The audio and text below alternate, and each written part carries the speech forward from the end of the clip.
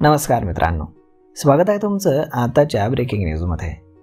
मित्रांनो, पुणे परिवहन महामंडळाचा म्हणजेच पीएमपीचा तोटा दरवर्षी वाढत असल्यानं त्याचा भुर्दंड पुणे महानगरपालिकेला सहन करावा लागतो।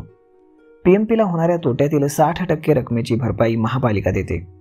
ही रक्कम दरवर्षी कोट्यवधी रुपयांनी वाढत आहे।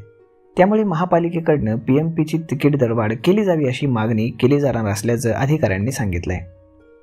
पुणे पिंपरी चिंचवड महानगरपालिका आणि पुणे महानगर क्षेत्र विकास प्राधिकरणाच्या हद्दीमध्ये पीएमपीची बस सेवा पुरवली जाते।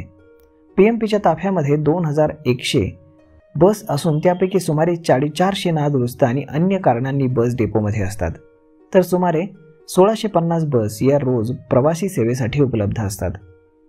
ही बस संख्या अपुरी असली तरी रोज सुमारे 13 लाख प्रवाशांना प्रवासासाठी पीएमपीचा आधार महत्त्वाचा आहे।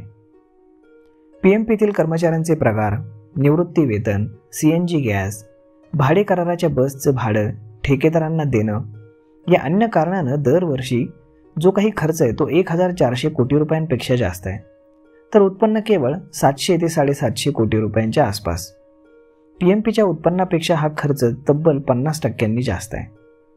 पीएमपी कंपनीने स्थापन होत असताना खर्चाचा डोलारा सहन होणार नसल्यानं या कंपनीला पुणे आणि पिंपरी चिंचवड या दोन्ही महापालिकांनी त्यांचा तोटा भरून द्यावा असा निर्णय झालेला होता। त्यानुसार एकूण तोट्याच्या 60% रक्कम ही पुणे महापालिका तर 40% रक्कम ही पिंपरी चिंचवड महानगरपालिका देत असते। पीएमआरडीने देखील त्यांच्या हद्दीतील सेवेसाठी पैसे दिले पाहिजेत असा निर्णय झालेला असला तरी अद्याप केवळ एकाच वर्षाचे पैसे जमा झालेले आहेत। पीएमपीची शेवटची दरवाढ ही 2016 मध्ये झाली होती। पहिल्या टप्प्याला 5 रुपये तर दुसऱ्या टप्प्याला 10 रुपये अशी 5च्या टप्प्याने ही तिकीट दरवाढ झालेली आहे। 2024 हे वर्ष संपत आलं। जवळपास गेल्या 9 वर्षांपासून पीएमपीची तिकीट दरवाढ झालेली नाही। या काळात पीएमपीचा खर्च, कर्मचारी, अधिकाऱ्यांना वेतन मात्र मोठ्या प्रमाणामध्ये वाढलेलं आहे। तसेच ठेकेदारांकडून जास्त दरानं सेवा दिली जाते।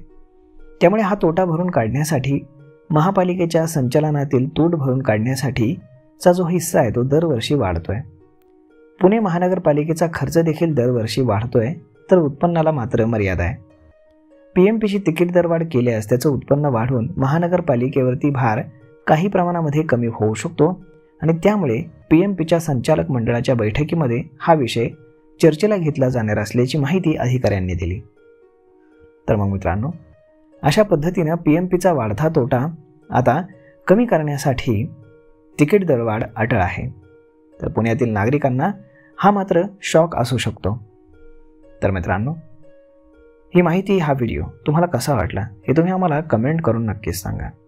आणि जर आवडला असेल तर आपल्या जवळच्या मित्रमंडळींसोबत देखील हा व्हिडिओ तुम्ही शेअर करायला विसरू नका। धन्यवाद।